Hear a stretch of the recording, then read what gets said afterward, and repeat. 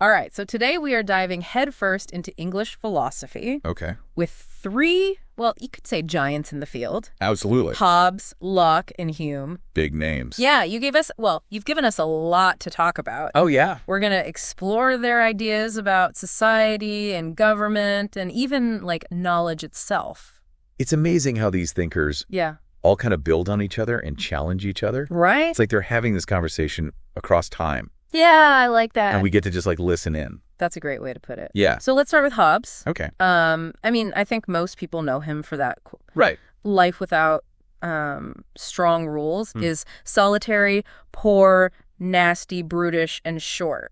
Definitely not a Yeah. glass half full kind of guy. No, not at all. Yeah. So what was going on in Right. his world that led him to this, like, view? Well, imagine living through the English Civil War. Oh, yeah. I mean, it was chaos, violence, and uncertainty everywhere. That would do it. It's no wonder that he craved stability above all else. And, that really kind of shaped his rather bleak outlook on human nature. So he wasn't really writing, like, those cheery self-help books. No. It sounds like he basically saw humans as inherently selfish, right? That's- Driven by passions that would, I guess, inevitably lead to conflict. Precisely. Okay. He believed that without, a powerful sovereign, a Leviathan to enforce the rules, Right. we would all just constantly be at each other's throats. Yeah, it's a pretty dark picture. Yeah. But I mean, can you see how, like, his world really shaped his thinking? You can absolutely see where he's coming from. Okay, but isn't there a danger in giving so much power to, like, a single person or a single entity? Sure. Couldn't that lead to tyranny pretty easily? That's a question that many have grappled with Yeah. for Hobbes. Giving up some individual freedom to a strong ruler, Right. it was the price of peace and order, Okay. a necessary evil in his view. Okay. So then we have Locke, and he kind of enters the scene with maybe a slightly different take on things. Right. Um, A little bit different. he also talks about a social contract, but it's not quite so. Authoritarian. Yeah, there you go. Yeah. Authoritarian, yeah. Right. Locke was writing during the Glorious Revolution. Okay.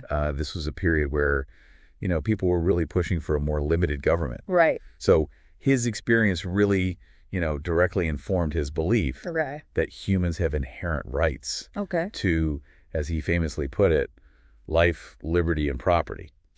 And so those rights are not just given to us by a ruler. Exactly. That's something we have inherently. That's Locke's big revolutionary idea. It is. Yeah. Wow. He argued that the government's job is to protect those rights, Okay. not to trample all over them. Right. And if the government fails to uphold its end of the bargain, Yeah.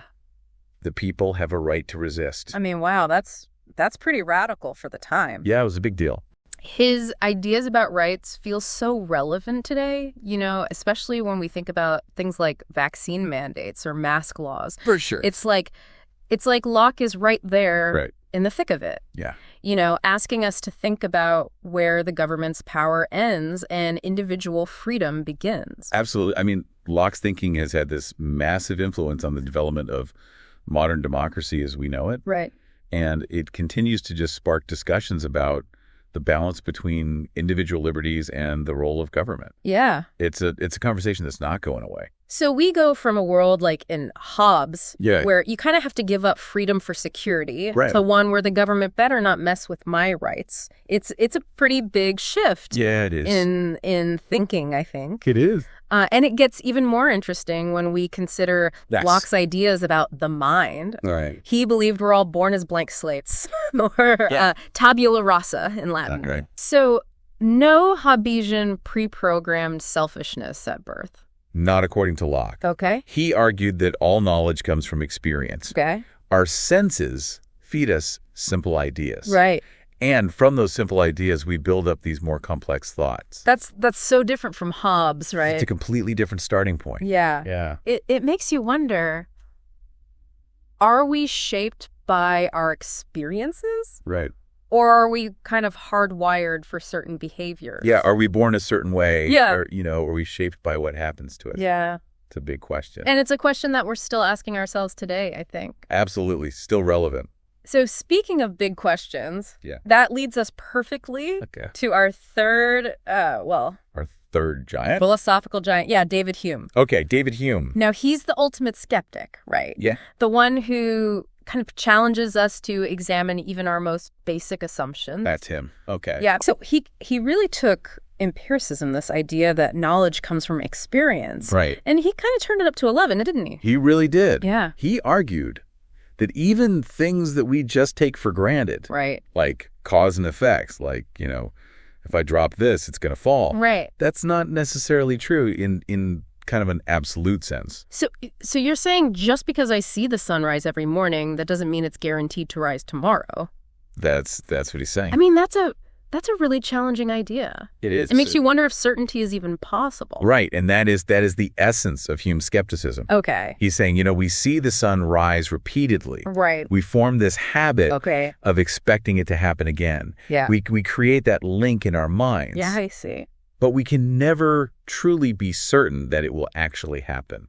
Okay, so could you give me an example of Sure. maybe a more concrete example? Yeah, so think about playing pool. You see the cue ball hit the 8 ball, it goes in the pocket. Right. We assume cause and effect. Right, yeah. But Hume is saying all we really have is a pattern of events. Right. We can't actually prove that the cue ball caused the 8 ball to move. Interesting. Yeah. So we've gone from fearing for our lives in a state of nature with Hobbes Right. to questioning the certainty of the sun rising. To questioning everything. Yeah. Yeah. I mean, it really makes you think differently about these big questions. And we're not finished yet. Hume also had some fascinating, Oh, boy. and some might say controversial, ideas about ethics. Okay. Yeah, Hume really shook things up when it came to ethics. Okay. He basically said that reason and logic aren't actually in the driver's seat when it comes to our actions. Oh, so you're saying all my carefully constructed spreadsheets and my pro-con lists are Well- from null from it. Let's just say that Hume believed our passions, Okay. our emotions, play a much larger role in our decision-making than we often acknowledge. Okay, so when I reach for that extra slice of cake, Right. it's not because my brain has calculated the caloric intake Okay. versus potential enjoyment. Right. It's purely an emotional decision. Hume would say that your desire for the cake, Okay. the pleasure you anticipate, Yeah. that's what's motivating you. Okay. Reason might try to chime in Uh-huh. with thoughts of health or willpower. Right. But ultimately, Yeah. it's the passions that often win out. This is making me rethink every choice we've ever made. Well, Is he saying that there's no such thing as a purely rational decision? he's definitely challenging this long-held belief that reason is king of our mental landscape. Okay. And this has huge implications for how we understand morality. Yeah. I mean, if our passions are really calling the shots, Right. what does that mean for ideas of right and wrong? So it's not about following a set of logical moral rules. Right. It's more about how we feel about certain actions. In a way, yes. Hume argued that our moral judgments are deeply rooted in our feelings Okay. of approval or disapproval.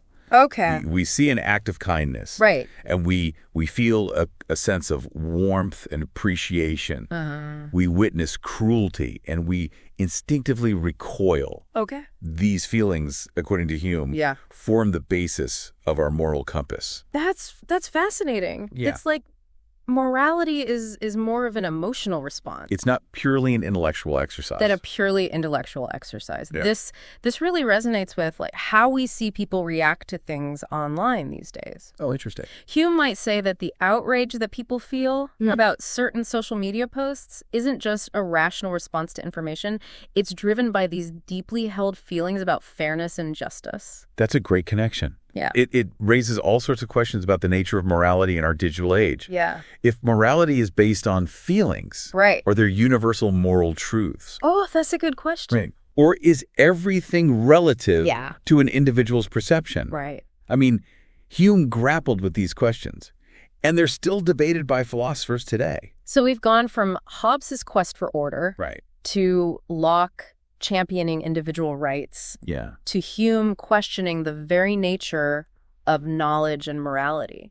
It's amazing how these thinkers all connect, It really is. each building on or challenging the ideas Hmm. of those who came before. And it feels like they're giving us these frameworks for critical thinking. Yeah. Even if their answers aren't always Okay. crystal clear, Yeah. they're pushing us to examine our assumptions and to really think deeply about the issues that shape our lives. Precisely. And that kind of critical thinking is more crucial than ever in today's world. Right. I mean, we're constantly bombarded with information. Oh, yeah. Opinions. All sides. From all sides. Yeah. These philosophers encourage us to pause, to question, to think for ourselves. I think their ideas, though centuries old, feel surprisingly relevant today, wouldn't you say? Absolutely. Yeah. I can only imagine how fascinated they would be by the world we live in now. Right. Imagine Hobbes grappling with the concept of online communities. Oh, wow. The potential for both incredible connection and just destructive chaos. Or Locke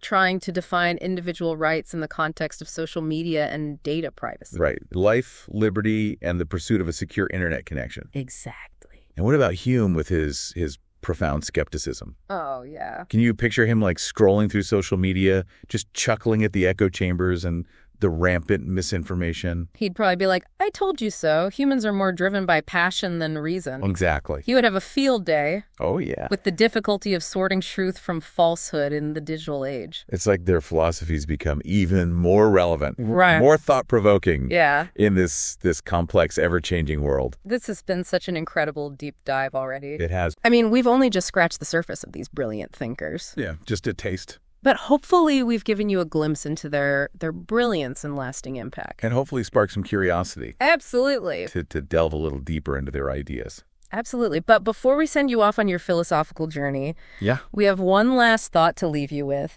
We've spent all this time talking about how these guys looked at, individuals, society, and knowledge in their time. Right. But it makes you wonder how they would react to this digital realm. Right, like the internet. The internet, this vast space where information flows so freely and individuals can reach millions of people, and the lines between public and private are so blurred. It's a brand new world that really needs some philosophical examination. It really does, yeah. I mean, think about it. The internet has fundamentally changed how we interact, how we build communities, even how we define ourselves. Yeah, it's like it really is. This giant social experiment unfolding in real time. And I think Hobbes, Locke, and Hume they would have a field day. Yeah, they would. Trying to wrap their heads around it all. So Hobbes, with his focus on order and security, I mean, I think he might be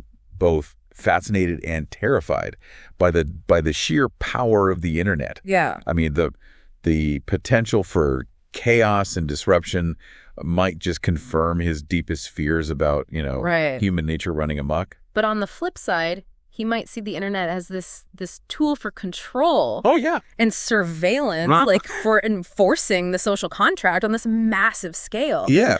I mean, can you imagine Hobbes as the moderator of a really unruly online forum? That's a great image. And then there's Locke, the champion of individual liberty. Right. I think he would be so excited about the potential of the internet to empower people. Yeah, give them a voice. Give them a... Challenge traditional hierarchies. Challenge hierarchies, yeah. But I bet he would also be raising some serious concern. For sure. About the erosion of privacy and the potential for governments or corporations to overstep their bounds and infringe on our rights in this digital world. Absolutely. Locke's ideas about limited government and the consent of the governed, they take on a whole new meaning in the age of, data collection. In online surveillance. Exactly. He'd be urging us to really think critically about who has access to our information and how it's being used. And then, of course, there's Hume. Oh, yeah. Our master skeptic. The ultimate. Skeptic. I can just imagine him, scrolling through social media and shaking his head at the echo chambers. Right. The misinformation and just the sheer difficulty of separating truth from falsehood. I mean, he'd probably just chuckle at how often we form beliefs based on emotion. Yeah. Rather than reason, something that he cautioned against, Centuries ago. It's almost like he predicted the internet's tendency to amplify our biases. Yeah, I mean, he might even see the internet as the ultimate test of his ideas about cause and effect and human perception. Right. I mean, with information overload at every turn, yeah, how do we actually determine what's real? Right. What's true, what's worth believing? Yeah. That's a question we're all grappling with. We all are. Whether we realize it or not. Yeah. And it's a question that these philosophical giants can help us answer, I think. I think so, too. Their ideas, though rooted in a different time, give us this framework for critical thinking, for questioning assumptions. For sure. And just for finding our footing in this crazy digital world. Absolutely. So as we wrap up our deep dive into the minds of Hobbes, Locke, and Hume, we challenge you to look at the digital landscape through their philosophical lenses. Yeah. What would Hobbes say about online security? What would Locke think about data privacy? How would Hume approach the problem of online misinformation? Let their ideas be, I guess, serve as guideposts as you guideposts. Navigate this new terrain. Yeah, think critically. Everything. And remember that the search for understanding, it's a journey. It's a journey. Not a destination. And on that note, we'll bring this deep dive to a close. Okay. We hope you've enjoyed this exploration of ideas that continue to shape our world, both online and offline. It's been fun. Until next time.